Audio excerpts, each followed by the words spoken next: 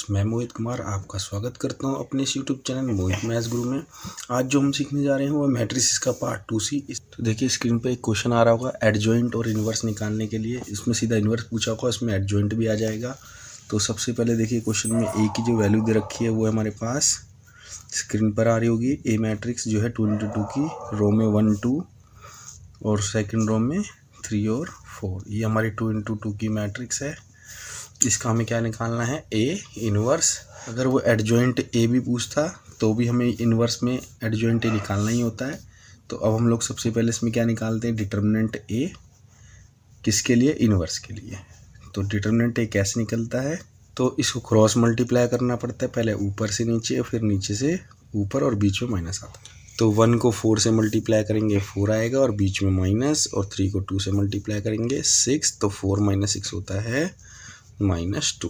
तो हमें ये भी चेक करना था इसमें कि डिटर्मिनेंट जब इन्वर्स निकालते हैं कि नॉट इक्वल टू 0 है या नहीं है। तो उसमें हम इसको क्या बोलते हैं, देयरफॉर नॉन सिंगुलर मैट्रिक्स। जब नॉन सिंगुलर मैट्रिक्स होती है तो हमारा इन्वर्स निकलेगा। अगर ये सिंगुलर मैट्रिक्स हो तो इन्वर्स नहीं निकलता। उसके बाद हमें माइनर ऑफ ए निकालने के लिए सबसे पहले M11 प्लेस, जो फर्स्ट, जिसको हम फर्स्ट रो फर्स्ट कॉलम बोलते हैं, वो कैसे निकलेगा। तो हमने ये नंबर 1 2 3 4 लेना है, ये रफली काम करना है। तो क्या करना है, फर्स्ट रो को और फर्स्ट कॉलम को क्या कर देना है, हिडन करने के बाद अपने पास कितना आया, 4। तो ये 4 कहाँ पुट कर देंगे, M11 में। फिर निकालना है M12 का मतलब है फर्स्ट रो सेकेंड कॉलम को हिडन करना है। तो ये फर्स्ट रो हो गई, ये सेकंड कॉलम हो गई। तो ये हमारे पास होगा 3, तो हम यहाँ 1 2 की वैल्यू रख देंगे 3। फिर हमको लेनी है second row first column, second row और फर्स्ट कॉलम हिडन कर देंगे, तो 2 बच जाएगा। तो ये 2 जो हिडन करने के बाद जो हमारा बचता है वो M21 आ गया। उसके बाद लास्ट है सेकंड रो सेकंड कॉलम, ये हमारे सेकंड रो, ये हमारी सेकंड कॉलम। तो सेकंड रो सेकंड कॉलम के बाद बच्चा हमारे पास 1, और ये आ जाएगा M22 की वैल्यू का। माइनर के बाद हमें निकालना होता है कोफैक्टर। तो कोफैक्टर कैसे निकलता है, sum of row and column are odd number then sign are change. मतलब कोफैक्टर के रो और कॉलम, ये रो है हमारी कॉलम है, दोनों का सम करते हैं तो इवन नंबर आता है। वो कह रहा है ऑड नंबर आए तो साइन चेंज कर दो। मतलब 1 और 2 देखें तो 3 आता सम करने पर, और ये ऑड नंबर हो गया, तो इस नंबर की वैल्यू क्या हम यहाँ पे कर चेंज करनी है।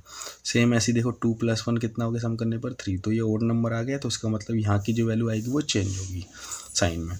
और जैसे यहाँ 2 2 करते हैं तो 4 होगा, और ये इवन होगा तो ये सेम आएगी। तो उसके लिए हमने ये सब ना याद रखने के लिए एक ट्रिक बनाई है। तो इस प्लेस पे प्लस, इस पे माइनस, फिर माइनस, फिर प्लस। तो जिस प्लेस पे माइनस आ रहा है उनके साइन चेंज कर देंगे। तो इन दोनों प्लेस पे हमारा क्या आ रहा है, माइनस। तो इन दोनों प्लेस की वैल्यू क्या कर देंगे, साइन चेंज। तो ये 3 था तो हम यहाँ माइनस का 3 बना देंगे। अगर ये प्लस होता तो माइनस बना देते, और माइनस होता तो प्लस। ये प्लस का 2 है तो ये भी माइनस का बन जाएगा, क्योंकि इन दोनों में ऑड आने वाला है सम करने पर। इसके बाद यहाँ पे ये दोनों के साइन चेंज नहीं होने, तो यहाँ प्लस का 4 ऐसी रहेगा और 1 ऐसी रहेगा। अब माइनर और अगर कोफैक्टर निकल जाता है तो उससे हमारा एडजॉइंट आ जाता है। तो एडजॉइंट कैसे निकलता है, उसको हम शॉर्ट में ADJ ऐसे नोट करते हैं।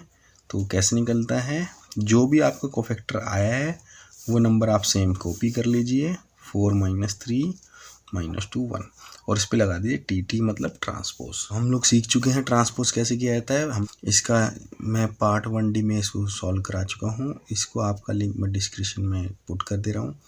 तो देखिए इसमें जो हमारी रो थी 4 और -3, इसको हमने किस में पुट कर देना है, कॉलम में। -2 और 1 हमारी रो में थी तो हम इसको पुट कर देंगे इसमें कॉलम में। तो यहाँ पे रो कॉलम में इंटरचेंज हो जाती है।